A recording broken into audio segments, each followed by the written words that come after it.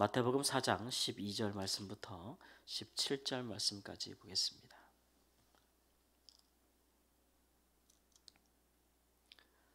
마태복음 4장 12절에서 17절 말씀까지입니다. 예수께서 요한이 잡혔음을 들으시고 갈릴리로 물러가셨다가 나사렛을 떠나 스불론과 납달리 지경 해변에 있는 가버나움에 가서 사시니 이는 선지자 이사야를 통하여 하신 말씀을 이루려 하심이라 일렀으되 스불론 땅과 납달리 땅과 요단강 저편 해변길과 이방의 갈릴리여 흑암에 앉은 백성이 큰 빛을 보았고 사망의 땅과 그늘에 앉은 자들에게 빛이 빛이었도다 하였느니라.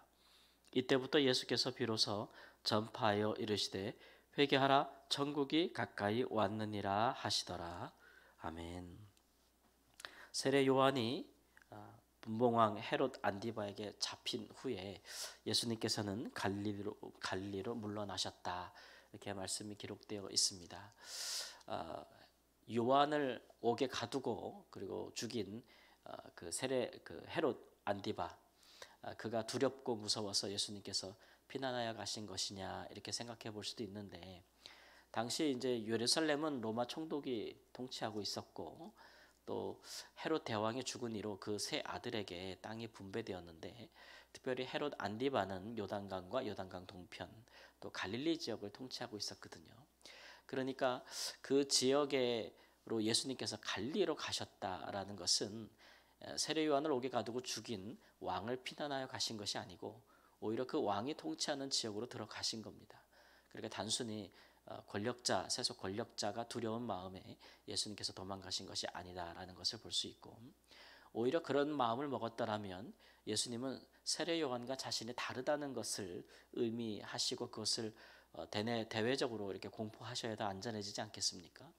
근데 예수님께서는 그가 갈릴리에서 전하신 말씀을 보면 17절 말씀에도 보면은 회개하라 천국이 가까이 왔느니라 말씀하셨어요.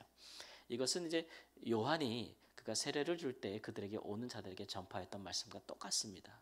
그러니까 예수님께서 세례 요한과 다른 말씀을 전하신 것이 아니고 같은 말씀을 전하셨기 때문에 세례 요한과 자기를 차별화하신 것이 아니고 오히려 그의 사역을 자기가 이어가고 있음을 말씀하시는 거고, 같은 주제의 설교를 가지고 하셨다라는 것은 내가 세례 요한을 기리고 있다 또는 그의 사역은 계속되고 있다는 것을 나타내는 것이기 때문에 단순히 어떤 예수님께서 목숨을 보존하기 위해서 세속 권력자의 눈을 피하여 도망간 것이 아니다라는 것들을 알 수가 있습니다.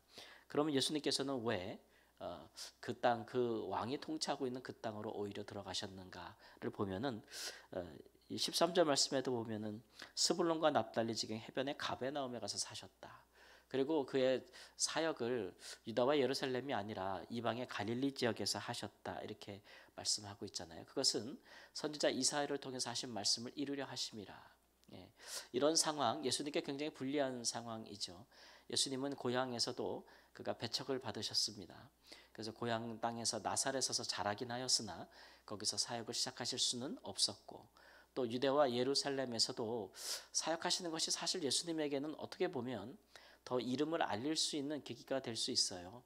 왜냐하면 우리 말에도 사람이 하려면 큰일 하려면 서울로 가라 그런 말이 있잖아요.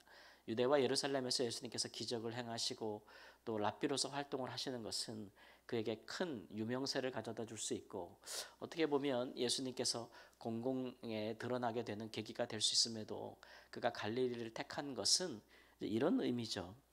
선지자 이사야가 메시아가 오시면 이런 일을 행할 것이라는 말씀에 기록된 것을 예수님께서 친히 이루시기 위해서 그렇게 하셨다. 스불론과 납달리 땅 이방의 갈릴리, 이 지역은 이제 구역에도 보면은 솔로몬 왕이 두로 왕 히람에게 온갖 건축을 할 때 좋은 백향목 나무들을 받지 않았습니까? 그럴 때 그가 그 값으로 갈릴리 땅을 내어주죠.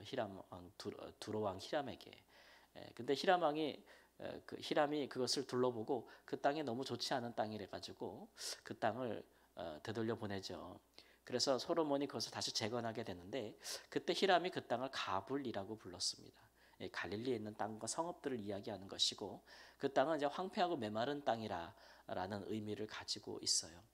예, 그래서 그 땅은 이제 이스라엘 왕도 사실은 이방에게 내어줬던 땅이고 또 이방인 왕도 좋지 않아서 갖기를 포기했던 그런 땅 아니겠습니까? 근데 오늘 말씀해 보면 그런 땅에 사는 사람들, 그런 사람 사는 사람들을 가리켜서 흑암에 앉은 큰 백성이다. 아무래도 이제 그 땅에 사는 사람들이 유대와 예루살렘에 있는 사람들에게 받은 어떠한 취급을 받았는지를 의미해주고 있는 것이고 무엇보다도 영적으로 그 땅에 사는 사람들이 이방과 인접한 지역에 있었기 때문에 그들의 신앙이 또 예루살렘에서 가장 끝 지역, 먼 지역에 있지 않겠습니까? 그러니까 영적으로도 굉장히 어두웠다. 또 혼합 종교 이런 식으로 굉장히 어두운 신앙을 갖고 있었다라는 것을 알 수 있었는데 그런 그들에게 가장 어두운 그들에게 하나님께 예수님께서 빛을 비춰 주심으로써 그의 공생의 사역을 본격적으로 시작하셨다라는 것을 알 수가 있습니다. 이처럼 예수님은 자기의 유불리를 떠나서 어디가 가장 좋은 입지 조건인가, 어디에서 내가 사역을 할 때 가장 내가 안전할 수 있는가, 또는 내 이름을 가장 높이 날릴 수 있는가, 가장 멀리 전파할 수 있는가, 이런 유불리를 따지지 아니하시고 마태에 의하면 예수님은 항상 그를 향하여 기록된 하나님의 말씀이 무엇인가를 보고 그 일을 이루라 하셨다라는 것이죠. 그것이 이제 예수님의 메시아로서의 그의 사역의 중심에 늘 그 마음을 가지고 있었다라는 것입니다. 우리도 이제 예수님처럼 살기를 원하는데 어떤 생활의 유불리나 우리의 조건의 유불리보다도 이제 우리를 향한 하나님의 뜻이 어디 있는가, 우리를 어떻게 살기를 원하는가, 또는 우리가 하나님께서 우리에게 주시는 여러 귀한 말씀들이 있지만 특별히 성령을 통해서 우리에게 행하라 하신 말씀이 무엇인가, 항상 이런 것을 기준으로 우리가 뭐 선택을 하고 또 어떤 일을 계획하고 또 어떤 일을 준행하는 것, 그런 것들은 어떻게 보면 외적으로 우리에게 굉장히 불리한 조건일 수 있고 또 가불 땅처럼 황폐하고 메마른 조건일 수도 있고 또 그 땅에 있는 사람들처럼 우리에게 그리 이렇게 도움이 되지 않을 것 같은 그런 상황일 수도 있을 수도 있어요. 그러나 이제 그런 일들은 하나님께서 우리에게 기뻐하시는 일들이고 그런 일들을 통해서 하나님께서 이루시는 큰 일들이 있다, 빛된 일들이 있다는 것을 오늘 말씀에 보여주고 있습니다.